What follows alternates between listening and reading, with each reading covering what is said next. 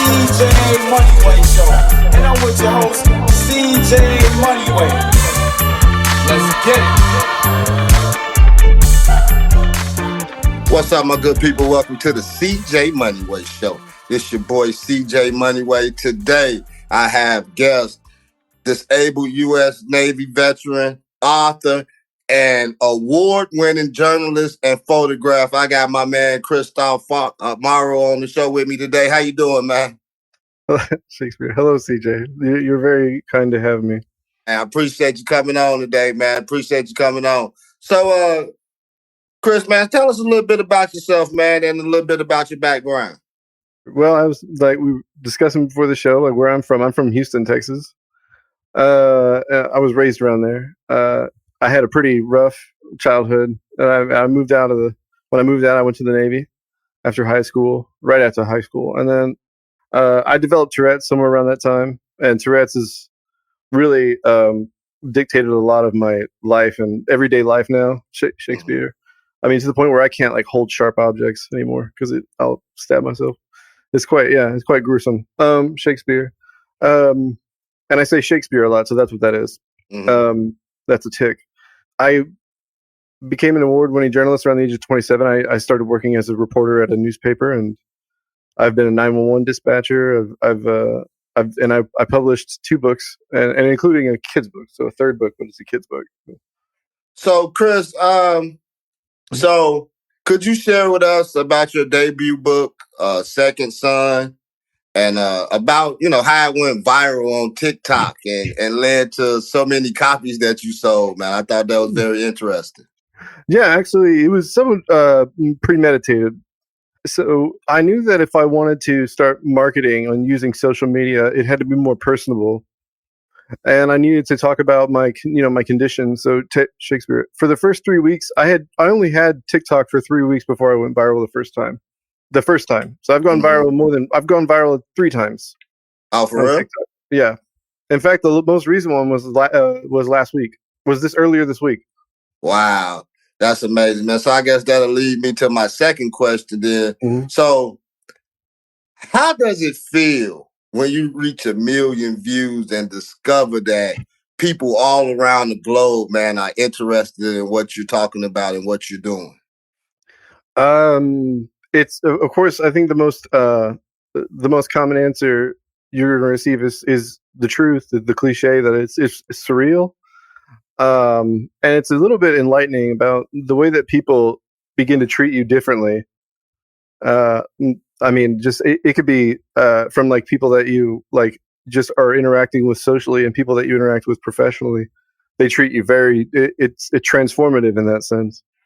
But it's also encouraging. It's mostly it's encouraging. So you know that all of this that you're doing may not be for nothing. Mm-hmm.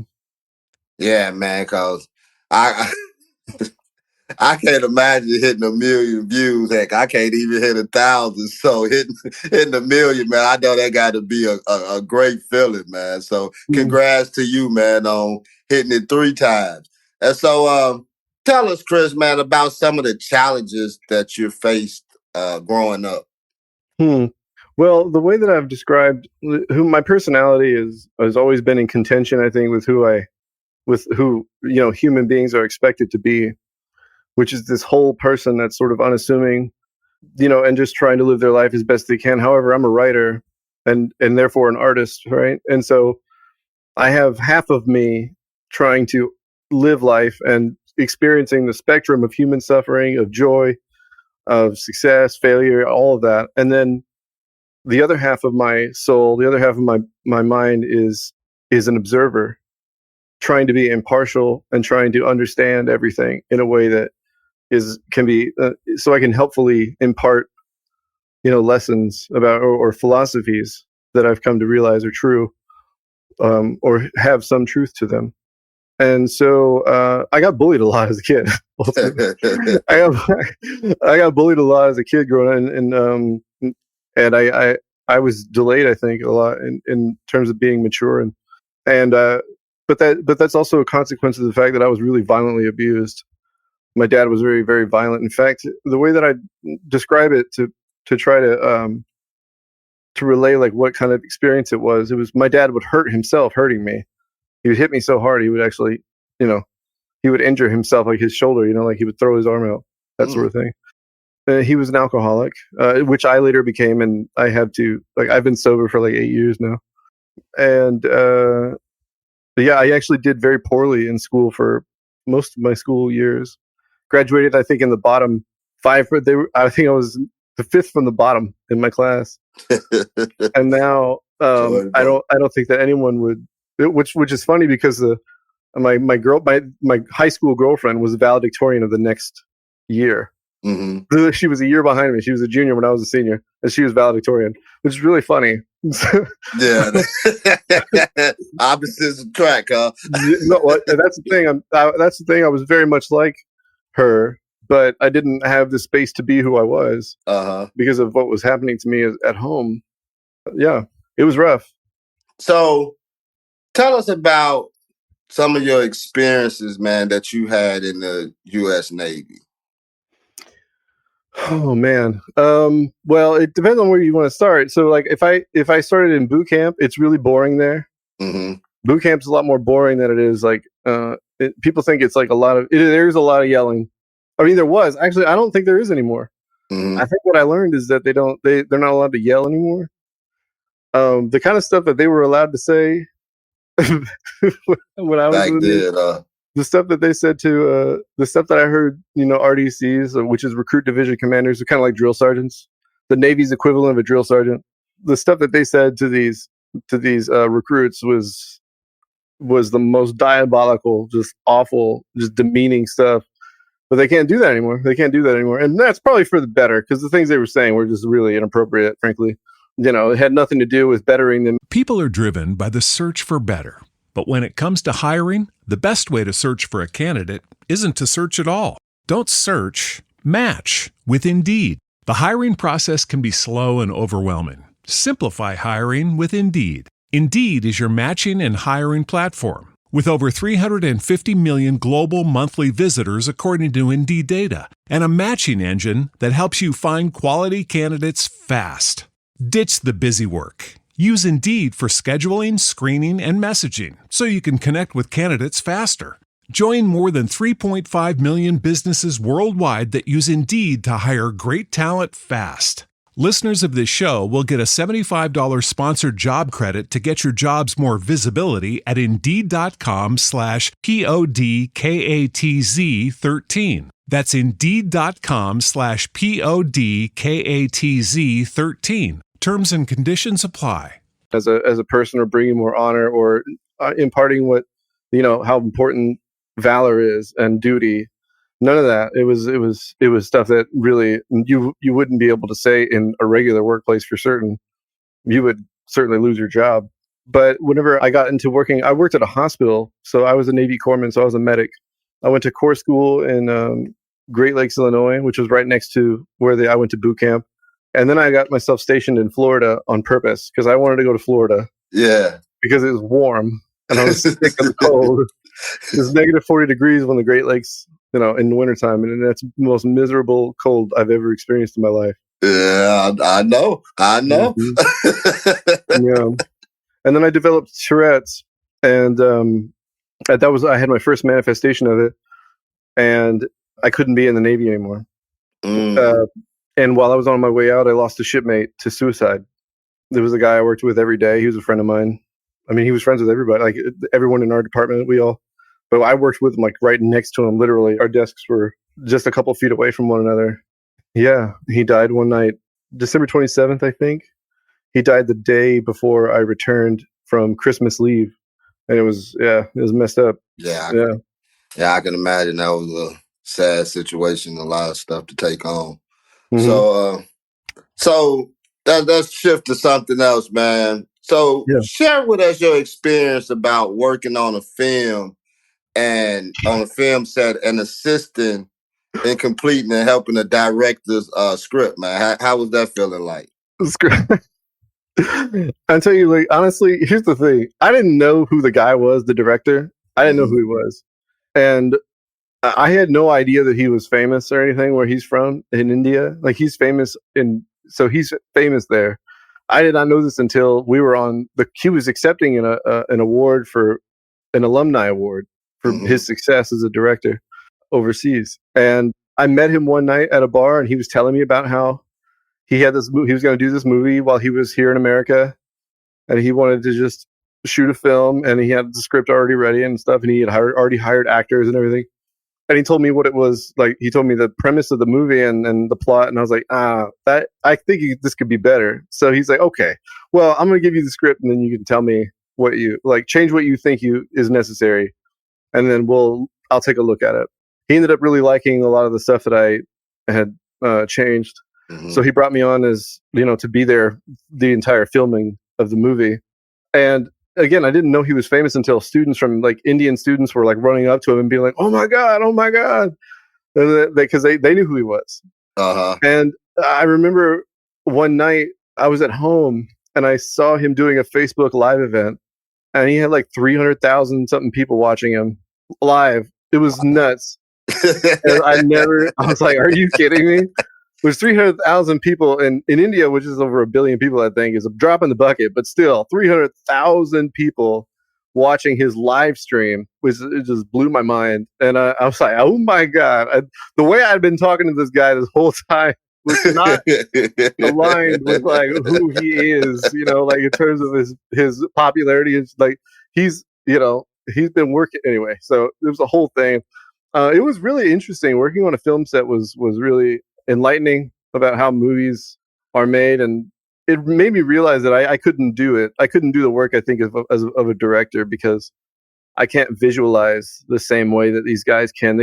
These directors and guys of DPs, directors of photography, can look at they can film a scene and then film another scene and then know how they're going to go together. I can't do that. And so for me, it was just all about the writing. It was like trying to create theater on set for a movie. Does that make sense? So, yeah. So it was like writing a play. It was so bizarre writing I remember the first scene that they filmed that I wrote, and having a few dozen people coming together to coordinate everything, to have the set, to have the props and every and to arrange everything, and the lighting and the actors all memorizing the lines and stuff. And I'm like, I wrote this scene, and now they're gonna film it. They're gonna film it. What the hell is this? It was so weird. It was so weird because it was so cool though at the same time.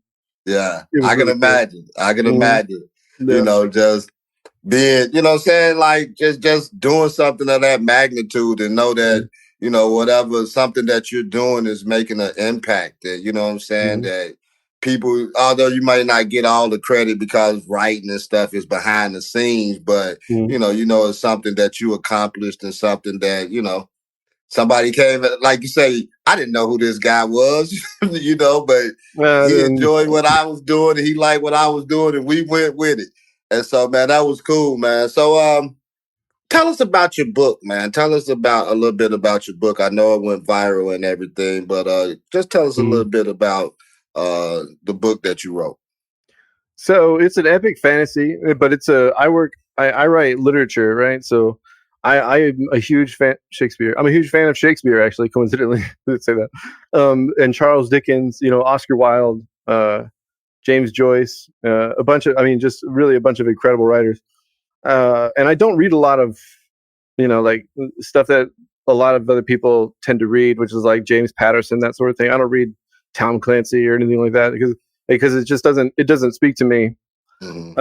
Anyway, the book is 3 alternating storylines, and you learn with different characters throughout this world that I created. It's called Earth. It's just Earth. The world is called Earth, isn't it? I didn't change the name. Anyway, but you learn how these characters in these different parts of the world with these different storylines, you learn how they're connected as you go on. And when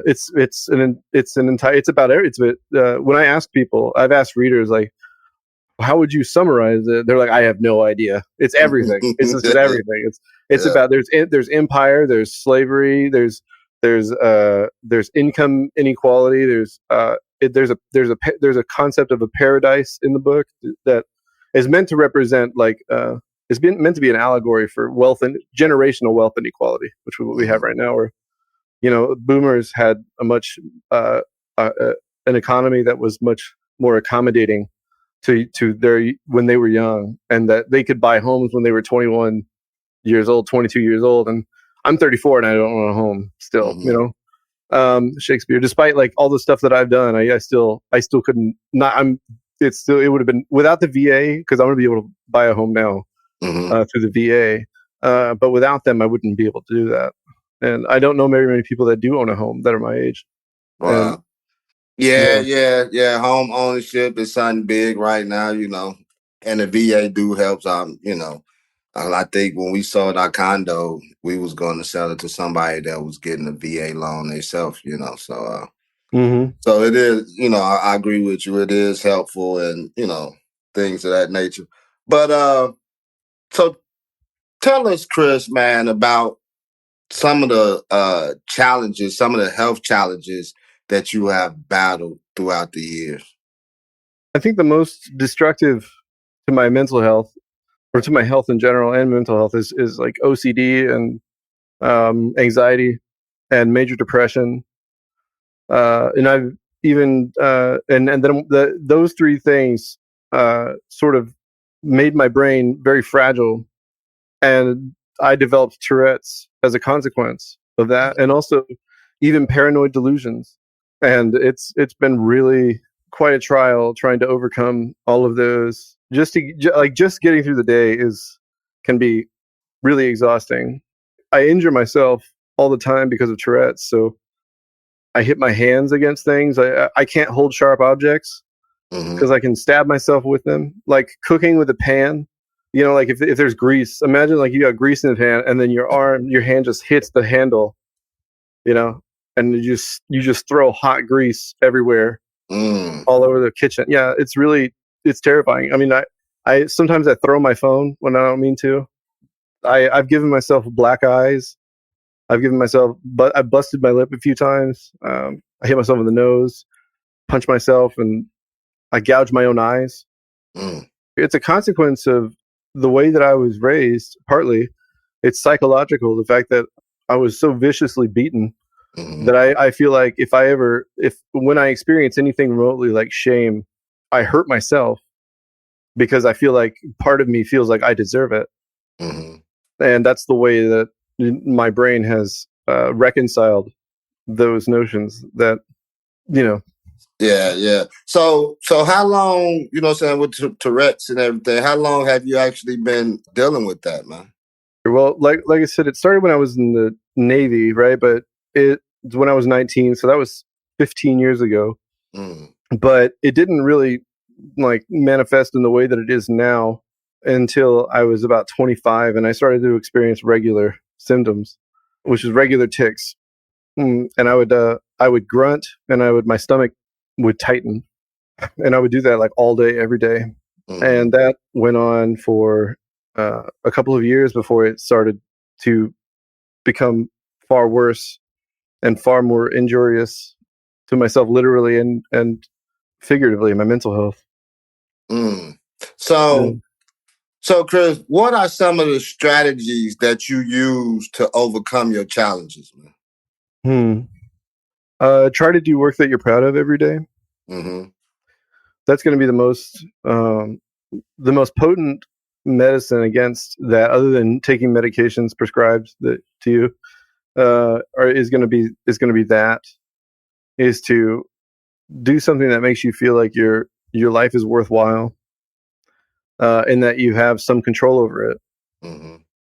Because a lot of people, that's what ultimately what all of it is. The root of this is like the loss of control, the anxiety, the depression, the OCD, all of that, a bunch of different mental illnesses is about the anxiety of losing control, of not having control over your life in some way.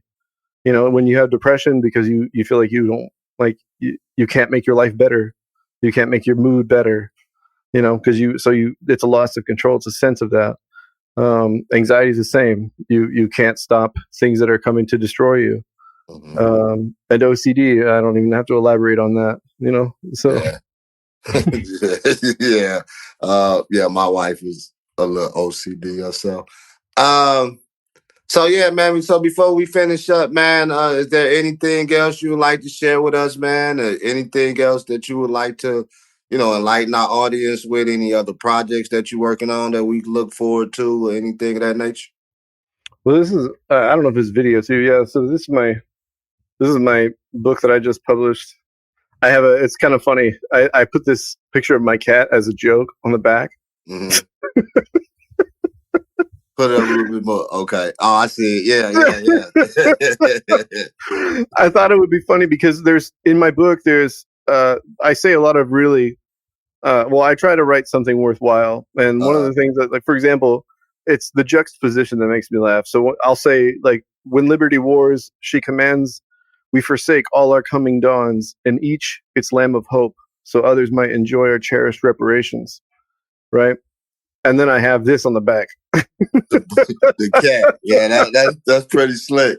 Yeah. Like you say, always thinking of something ahead, but hey, man, that's why you go viral. Honestly, yeah, that's the most recent one had to do with, I went on I was at a cafe and I met a woman, and I wanted to meet a woman, so I gave her a page out of my thesaurus that I had underlined words that I thought described her, and I gave it to her. I put that video on the internet, and I'm at 120, 130,000 views for that. So, wow. Just something that simple, huh? Yeah. I mean, it's really, people underestimate how interesting their lives are. Mm-hmm. But it's the little things. You have to, when you feel like you have some kind of insight into, why do I do this thing that I do? Yeah. What is this thing that I share with so many other people? And they think it's exclusive to them. Like these little peculiarities, these little things that make us strange, but like, for example, one girl was talking about how she wanted to be her therapist's favorite patient. I think everybody has that in a sense. Not everyone, but a lot of people do share in that. They want to be their therapist's favorite or their most interesting patient. Mm-hmm. Because they want the notion. And she, of course, that video got a bajillion views, and it's one little thing, right? So it's really about exploring those little moments where you have those insights. That's interesting. So before we leave, Chris, man, tell us about your other two books, man, and your children's book that you say you're working on. I actually wrote a kid's book. This is my first book. Okay. And it's quite hefty. Yeah. It's over 700 in the paperback version, and it's 220-something thousand words. To give you some idea of how much that is, The Hobbit, if you read The Hobbit, it's 98,000. What? It's a book that got 98,000 words? Yeah, The Hobbit has 98,000 words. My book has 225. Just about 225,000. Yeah. And then this is my kid's book, which I wrote as a Christmas gift. It's a Christmas book, and it's quite cute. Yeah, I like the illustration. That's pretty cool. It's about grief and motherhood and a bunch of other stuff. But and this is the one I just published. So okay. So is that like a volume 2 or something? Yeah, this is the second. So this book is the first 2 volumes. Okay. And this is volume 3. Oh, okay. I got you. Yeah. It's the numbering is confusing. I'm gonna maybe have to fix that. Oh, that's cool. So tell us where we can purchase your books at, man, and your social media handles and things of that nature. Well, if you go to kristofmorrow.com, my everything is linked there, and my book is on Amazon and Kobo, and so you can get everything from there. Yeah, digital, paperback, and hardcover. So I guess this will be my last question for you. Do you have anything that you can share with inspiring writers, people that might want to get into the self-publishing, thinking about writing a book? How would they go about that? I think that the most important, if you want to write a book in general, you have to inspire yourself, and the way that you earn that inspiration is through exploring the world. Like you have to watch documentaries. You have to really watch people. You really have to think. Some part of you, however much that is required, needs to be always sort of on and recording in a sense, and sort of trying to understand and derive something useful from watching people's behaviors and the way they interact with each other and their environment. It's really about knowing a lot of stuff so that you can go, oh, I thought that this would be so, like, for example, there's a fish that gets a parasite on its tongue, and then the parasite becomes the fish's tongue. And it's almost a symbiotic relationship. Now the parasite gets to eat, because whatever the fish eats, it eats some of it and then gives the rest to the fish. And that it's strange, isn't it? It's something that would be interesting in a book. I mean, and it's derived entirely from reality. So look to reality, look to nature, look to communities, try to understand the dynamics between people. And that's what's going to help you write something. And don't be afraid not to know stuff. Write what you don't know too, right? Like if you don't know about something, say, I don't know about this. I don't know about this. You get there. Hey, I thank you for coming on the show, man. I appreciate you. I appreciate your insight, man. You sharing and opening up about your journey. Hey, go grab the book, first, second, and third volume. The Second Son, then grab his Christmas book. Hey, this your boy CJ Moneyway. You've been listening to the CJ Moneyway Show. We out of here. Peace.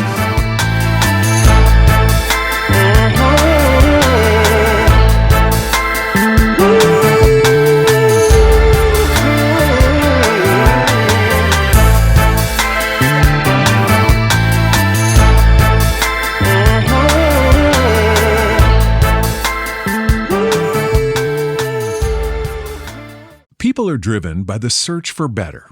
But when it comes to hiring, the best way to search for a candidate isn't to search at all. Don't search, match with Indeed. The hiring process can be slow and overwhelming. Simplify hiring with Indeed. Indeed is your matching and hiring platform. With over 350 million global monthly visitors according to Indeed data, and a matching engine that helps you find quality candidates fast.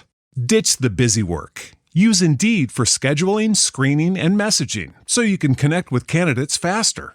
Join more than 3.5 million businesses worldwide that use Indeed to hire great talent fast. Listeners of this show will get a $75 sponsored job credit to get your jobs more visibility at Indeed.com/PODKATZ13. That's Indeed.com/PODKATZ13. Terms and conditions apply. People are driven by the search for better.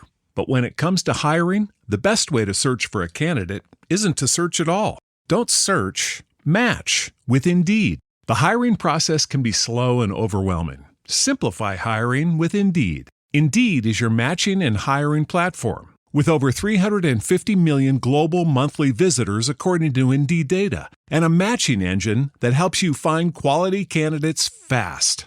Ditch the busy work. Use Indeed for scheduling, screening, and messaging so you can connect with candidates faster.